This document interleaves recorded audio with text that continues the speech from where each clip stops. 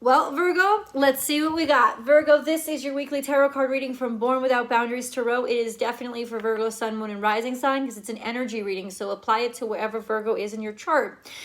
My name is Michelle, and this is my channel, Born Without Boundaries. For those of you who are just being introduced to the channel, thank you so much for clicking on this video. I am an astrologer and tarot card reader. I am an empathic, intuitive healer, and I use my psychic abilities to provide you with insights, to empower you, to heal you, to help you, to encourage you, to entertain you.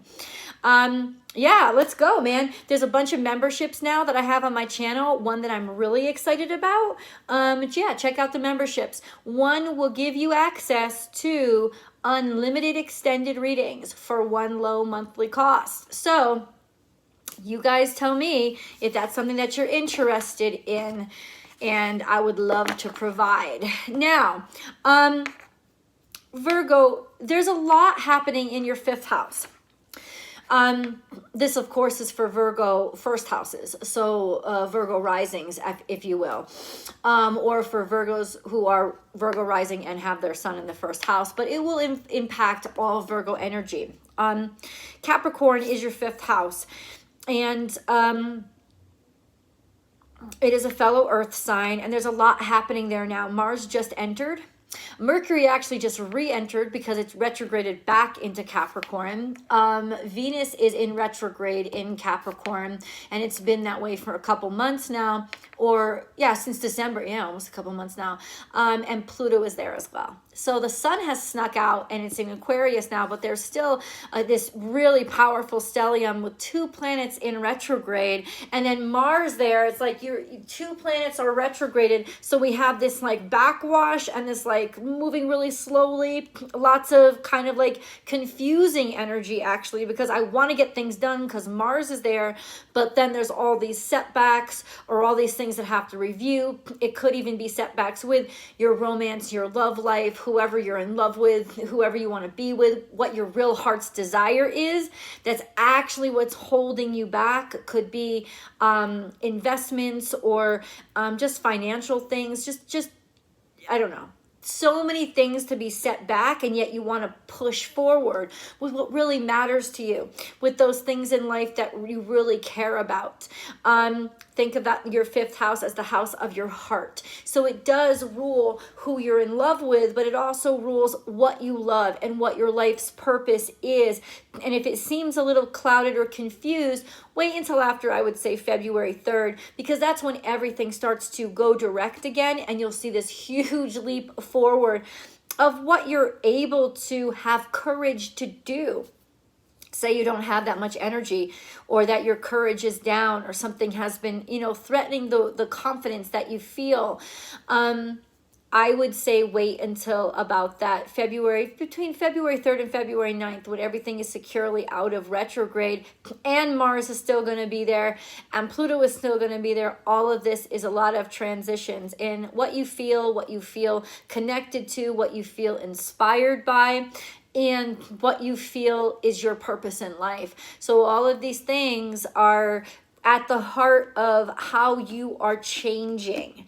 And I'd really love to hear how it's playing out in your life. Let's get into your reading. Virgo.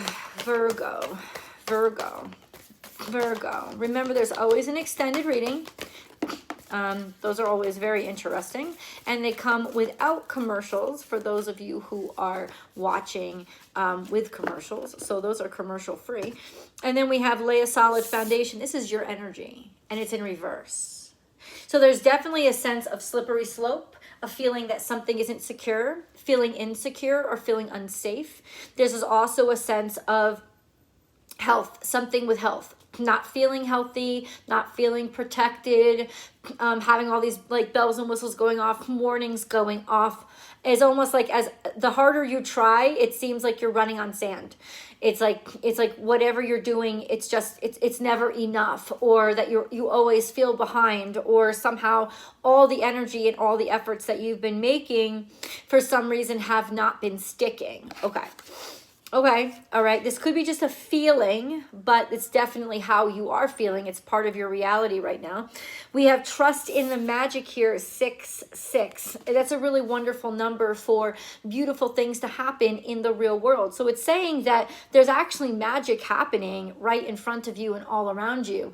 There's also a sense of a wonderful new fresh start, a new fresh beginning. Could be just like, but you have to trust. And I think you're having a hard time trusting right now, even though the magic is right in front of you. It seems like it can't be trusted, or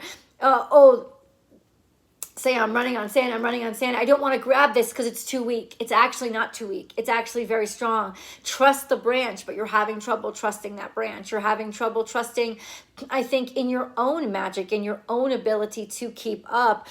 So how is that playing out in your life? There's just a sense of not trusting something that really wants to help you, right? Not feeling really connected to it because of your own worries, your own concerns, or a sense of it doesn't really make sense to you yet. Maybe you haven't done enough research on it. So this is a good time with Mercury in retrograde to figure out why the magic works and why the magic is real, right? And then we have time for a deep dive, which is calling you, this is Libra energy. It's calling you to trust, to give yourself over to believe in the romance, to go for your heart, trust your heart, listen to your heart. It's also saying go dive in head first. You have 666 now, which is a little bit of excess. Maybe a sense of somehow expecting things to just happen magically without doing a lot of work. Maybe that's what you're running up against, a feeling of you're doing all the work, right? And other people are just sitting back and expecting things to just happen magically, and it's actually fucking everything up. You know, that feeling of being burdened with the full responsibility of something that it matters to you, so you continue to take the full responsibility. And then you see clearly now, and this is Aquarius energy. So this is a timestamp. It's saying that it's happening in Aquarius season, but it's also saying that you see it now, you understand it now, or you feel like you've been exposed to the truth now. I need to get deeper into that. Definitely, you see clearly now. Now, what do you see clearly? Do you see, because what I see that you're looking at is the complications. And ultimately, when you see complications, all you get is more complications. Or if you are focused on the path and the way through and how to make things work, then you'll find a way to make things work, and you'll see the path, right? There's a sense of where is your focus right now, because your focus determines your reality. And then we have the Star card, open to infinite possibilities. This is also having high aspirations.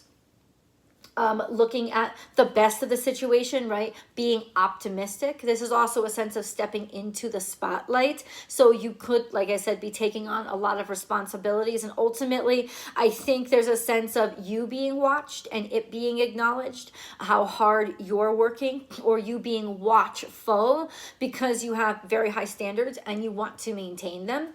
And there's a sense of trust in the great mystery. This is whale energy adding up to 11. So ultimately, there's a sense of clarity and perspective.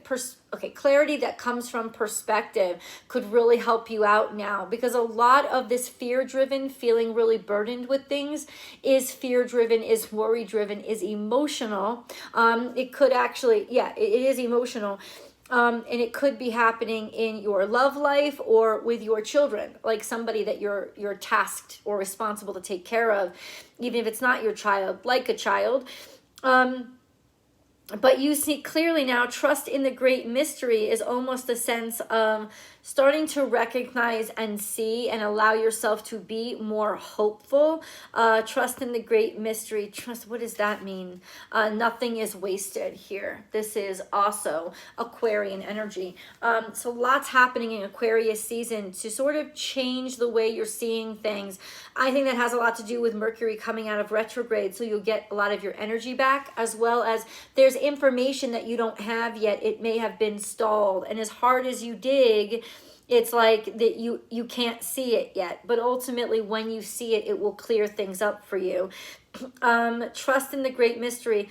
The more you're capable of taking a leap of faith, Virgo, the better your life is going to be. Because right now, in terms of what you can see, it's very limiting, and it's keeping you in a place of a great deal of fear. But beyond that fear, if you use faith and you allow yourself to just to dive in, you'll be caught by the cool, fresh waters of, you know, God's graces. A sense of wash yourself clean. You're going to be fine. You just don't feel fine. And I think that's what's really keeping you stuck. Nothing is wasted is got to do with time, I think, in terms of how you have spent the last couple of years, the last couple of months. Nothing is wasted.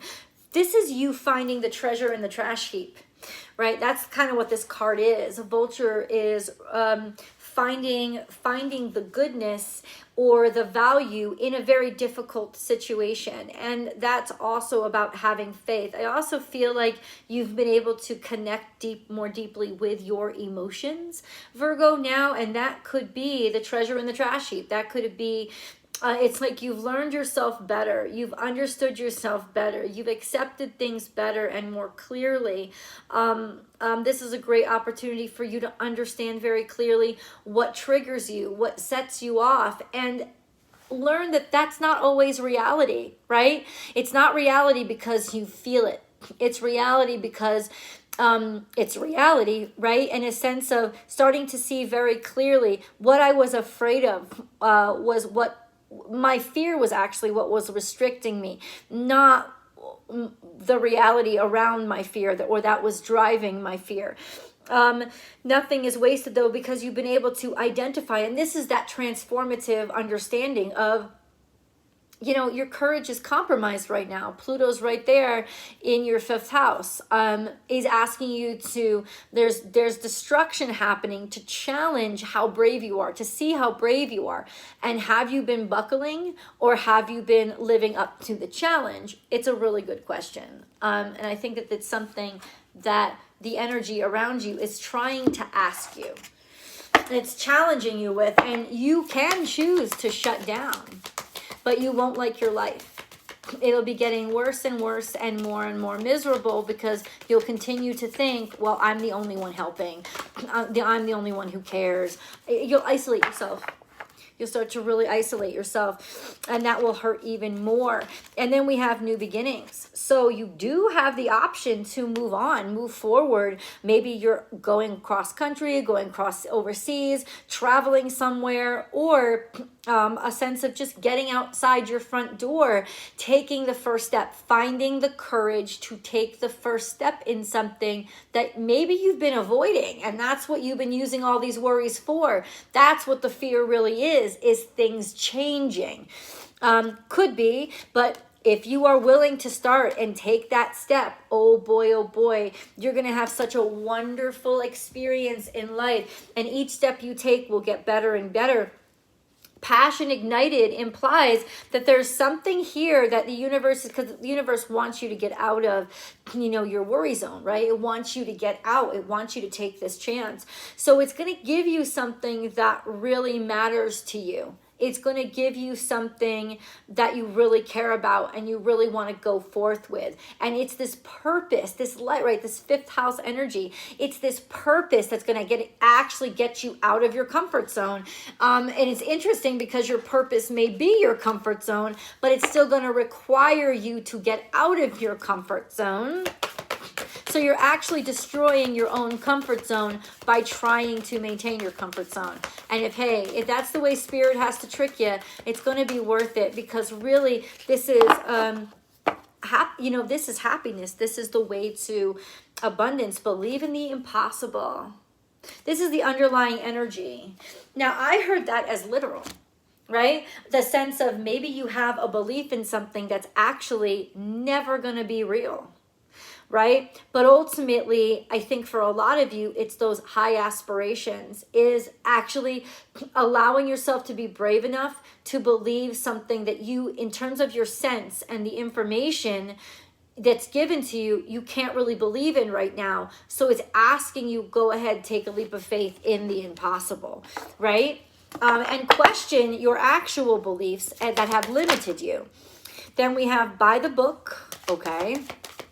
Following in line by the book. And then we have happy. You're very happy doing things by the book. And then you're poised. You're poised to sit there and, oh, that's interesting. It's like you're poised to sit there and go by the book. You know, you're happy doing things by the book. But what the challenge is at the same time, part of you is ready to go to the sea, which is the unknown, which is the nebulous, which is the you know, ever changing. And the sea isn't by the book at all. Think of Pisces energy. Think of water energy. Think of the waves. It's always unpredictable. So part of you wants so badly to step outside of that comfort zone, to step into something that is just, it's so enticing because of the mystery.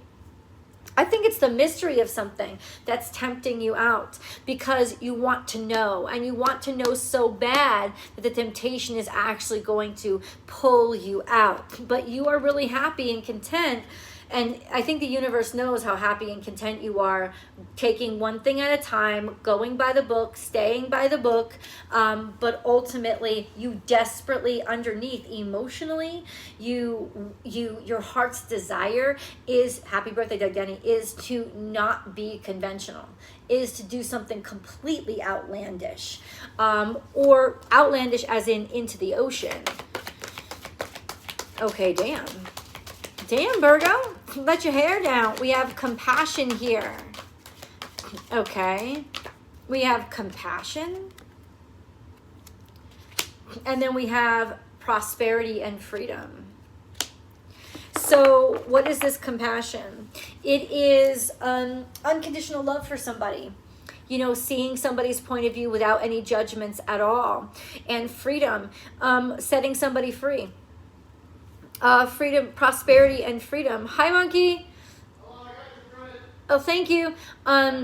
Prosperity and freedom usually has to do with financial, like having those financial obligations finally off. That could be that you've forgiven somebody financially, like letting those chains go, or you have been financially released from some burden or responsibility that really fucking helps you a great deal to like keep up and feel less pressure. And this could be the beginning of, if you have less stress, you have less worry.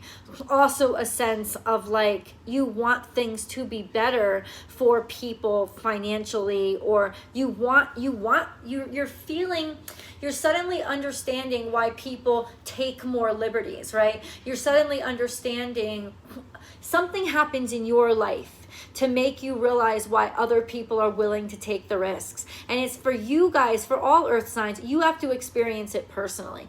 It's not because you're self-centered. It's because you need that tangible interaction. You need that pragmatic interaction with the reality of something, right? It's almost like something is happening in your life now to make you realize why another person's the opposite perspective from you.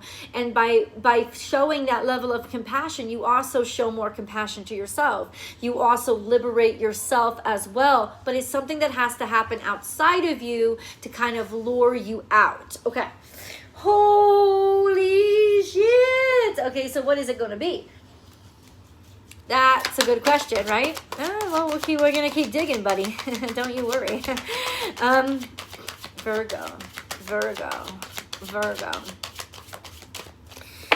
Whoa. Okay, Virgo. This is your deck. This is the fairy deck. Virgo. It's talking to you. More. What does it have to say? So this is friendship, this is parties, this is people coming together, this is good times. This is also people coming together to help each other, giving, sharing, celebrating. And then we have the home, something in the home, something maybe even in the fourth house energy. Let's think of what's happening in the fourth house for you. I think that's... Sagittarius. What's happening in Sagittarius? Nothing.